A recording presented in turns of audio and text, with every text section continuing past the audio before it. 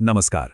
कभी ये सोचा है कि हम जो करते हैं वैसा क्यों करते हैं, या फिर हमारे जीवन का असली मकसद क्या है?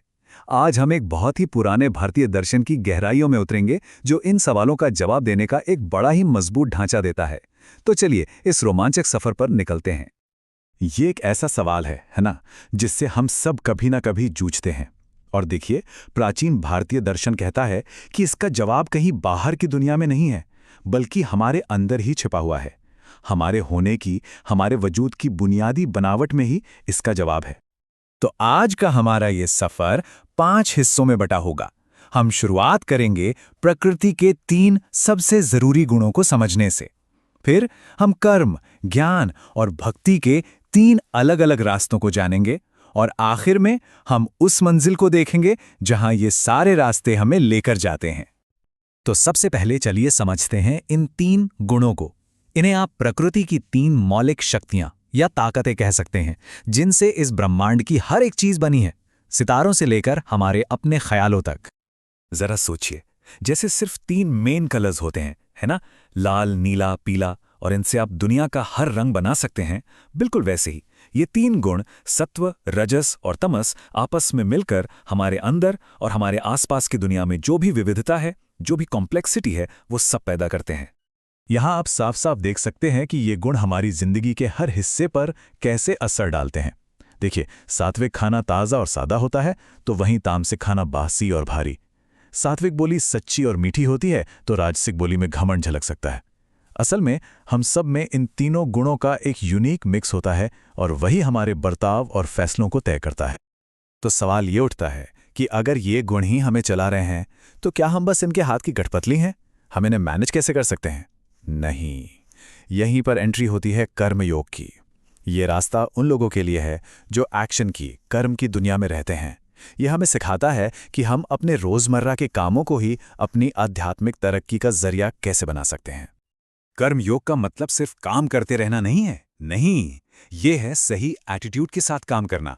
इसकी शुरुआत होती है आलस को जीतने से, फिर हर काम को एक पवित्र भेंट की तरह देखना, और आखिर में जो सबसे मुश्किल और सबसे जरूरी कदम है, वो है फल की चिंता किए बिना, अटैचमेंट के बिना अपना बेस्ट देना।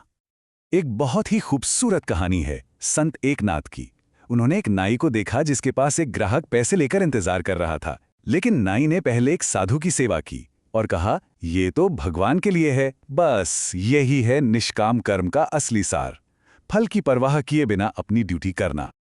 अच्छा, तो कर्म योग तो हुआ बाहर की दुनिया के लिए। अब चलते हैं अंदर की तरफ, ज्ञान योग के साथ। ये है खुद से सवाल पूछने का रास्ता, जो हमें ये समझने में मदद करता है कि क्या असली है और क्या सिर्फ एक वहम। मैं कौन हूं? सुनने में कितना सिंपल सा सवाल लगता है ना? पर यही सवाल ज्ञान योग का दिल है। कहते हैं कि इस एक सवाल में ब्रह्मांड के सारे राज छुपे हैं। ये यात्रा इसी एक सवाल से शुरू होती है और इसी पर खत्म होती है।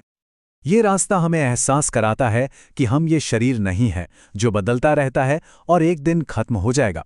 ये तो बस एक गाड़ी की तरह है।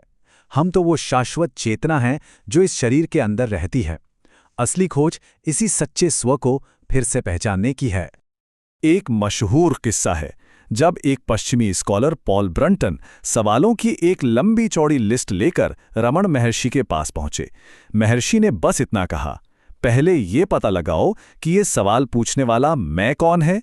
यही है ज्ञान योग का राज। सारे जवाब बाहर नहीं, अंदर हैं। कर्म का रास्ता देख लिया, ज्ञान का भी। पर एक तीसरा रास्ता भी है, जो दिमाग से नहीं, सीधा दिल से जुड़ता है, और वो है भक्ति योग। ये प्यार और समर्पण का रास्ता है, जहां तर्क और कर्म से ज्यादा भावनाएं काम करती हैं। देखिए, दुनिया का जो प्यार है, जिसे यहां काम कहा गया है, वो अक्सर कुछ पाने की इच्छा से जुड़ा होता है, हक जताने की इच्छा से। लेकिन भक्ति ठीक इसका उल्टा है। ये बिना किसी शर्त के देने, सेवा करने और खुद को पूरी तरह सौंप देने की इच्छा है। भक्ति में खुशी पाने में नहीं, बल्कि खुद को लुटा देने में है। तो अब देखिए, ये तीनों रास्ते कैसे हमारे वजूद के अलग अलग हिस्सों पर काम करते हैं। एक पूरी तस्वीर बनती है। कर्मयोग हमारे बाहरी शरीर और कामों को साफ करता है, ज्ञान योग हमारे मन और बुद्धि को साफ करता है, और भक्ति योग हमारे दिल और आत्मा को सींचता है। यह हमारे होने के 3 अलग अलग डायमेंशंस को एड्रेस करते हैं। तो इन सब रास्तों की मंजिल क्या है? क्या सिर्फ एक अच्छा या सात्विक इंसान बन जाना ही काफी है? नहीं। असली गोल, असली मंजिल इससे कहीं कहीं ज्यादा बड़ी है। वो है प्रकृति के इन तीनों गुणों के खेल से ही पूरी तरह आजाद हो जाना। योग दर्शन में इस आखिरी स्टेट को कैवल्य या मोक्ष कहते हैं। ये वो पल है जब हमारी असली आत्मा, हमारा पुरुष, ये महसूस करता है कि वो प्रकृति के इस नाटक का कोई कैरेक्टर नहीं है, बल्कि इसका एक शाश्वत, अनटच्ड दर्शक है। यही असली आज़ादी है। और एक बहुत ही इंटरेस्टिंग कॉन्सेप्ट ये है कि मौत के वक्त हम पर जो गुण हावी होता है, कहते हैं वही हमारे अगले जन्म की दिशा तय करता है। सत्व हमें ऊपर की ओर ले जाता है, रजस हमें कर्मों के इस चक्र में वापस इंसान बना देता है, और तमस हमें नीचे की योनियों में भी ले जा सकता है। तो ये बात समझना बहुत जरूरी है कि आखिरी मंजिल सिर्फ और ज्यादा सात्विक बनना नहीं है। असली मुक्ति, असली आज़ादी तो ये महसूस करने में है कि हम इन गुणों का मिक्सचर हैं ही नहीं। हम तो वो शाश्वत साक्षी हैं जो इन गुणों के खेल को बस देख रहा है। हम लहरें नहीं हैं, हम पूरा समंदर हैं। तो कर्म, ज्ञान और भक्ति, ये तीन शक्तिशाली रास्ते हैं, और हर किसी का स्वभाव अलग होता है। कोई कर्मठ है, कोई जिज्ञासु, तो कोई भावुक। अब सोचने वाली बात यह है कि किसी के अपने मन का, अपने स्वभाव का रास्ता कौन सा है।